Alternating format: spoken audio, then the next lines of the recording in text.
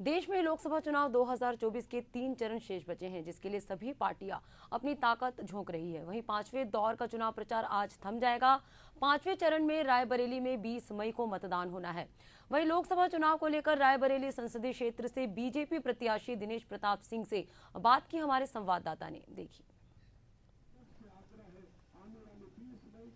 रायबरेली लोकसभा से राहुल गांधी के खिलाफ दिनेश प्रताप जी चुनाव लड़ रहे हैं। एक बड़ी लड़ाई है। उस बार आपने मजबूती से लड़ाई लड़ी, 3 लाख समथिंग वोट पाया। इस बार राहुल गांधी आपके मुकाबले। देखिए, रायबरेली की लड़ाई रायबरेली की जनता लड़ती है।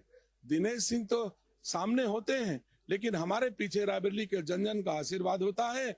और अब की बार मुझे महसूस हो रहा है कि ये आशीर्वाद देने वालों की संख्या बहुत ज्यादा है। कमल खिलेगा जो मोदी जी को फिर से प्रधानमंत्री बनाएगा। आप यहाँ के निवासी हैं, मगर राहुल गांधी के साथ उनकी पूरी कांग्रेस की टीम आ चुकी, बड़े बड़े दिल्ली के नेता यहाँ पे आए हैं और आप तो जनता के साथ हैं, यहाँ के निवासी। इस लड़ाई को किस तरह आप समझ सकते हैं किसको किस पर भरोसा है।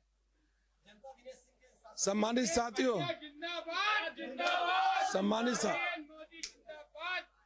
सम्मानित साथियों, राहुल गांधी जी को खड़गे पे भरोसा है, अशोक गहलोत पर भरोसा है, बघेल पर, भूपेश बघेल पर भरोसा है, डीके शिव कुमार पर भरोसा है, जीजा जी पर भरोसा है और मुझे रायबरेली के बुजुर्गों के आशीर्वाद पर और मोदी जी की सेवाओं पर भरोसा है।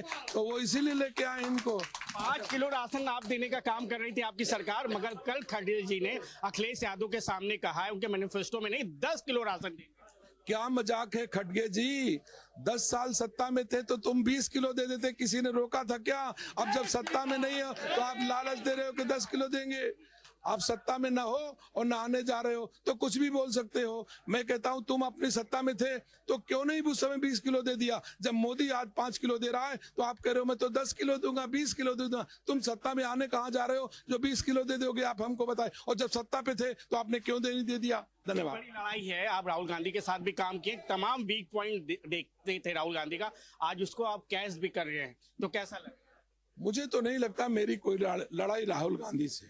देखिए, ये लड़ाई एक समृद्ध राष्ट्र के निर्माण की है और हमारी रायबरेली के लोग एक समृद्ध राष्ट्र के निर्माण में अपनी भूमिका का निर्माण कर रहे हैं। इसलिए राहुल गांधी इस लड़ाई में कहीं स्टैंड नहीं करते हैं। 1 लाख अपील रायबरेली जनता के लिए। रायबरेली की जनता महसूस कर रही है कि मोदी जी के हाथों में देश सुरक्षित है, मोदी जी के हाथों में देशवासियों की गाड़ी कमाई का सुरक्षित है, इस गाड़ी कमाई का पैसा सुरक्षित है।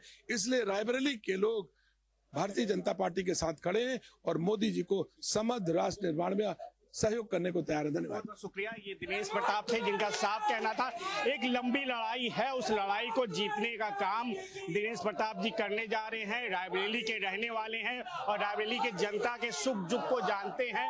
और राहुल गांधी बाहरी नेता है, गांधी परिवार रायबरेली का परिवार नहीं है, वो यहाँ के निवासी हैं और जनता इस बार इनको चुनाव जिताने जा रही है। ये तो समय बताएगा कि राहुल गांधी के सामने कितनी मजबूती लड़ाई लड़ते हैं दिनेश प्रताप सिंह। कैमरामैन जितेंद्र के साथ साहिद सिद्दीकी, SN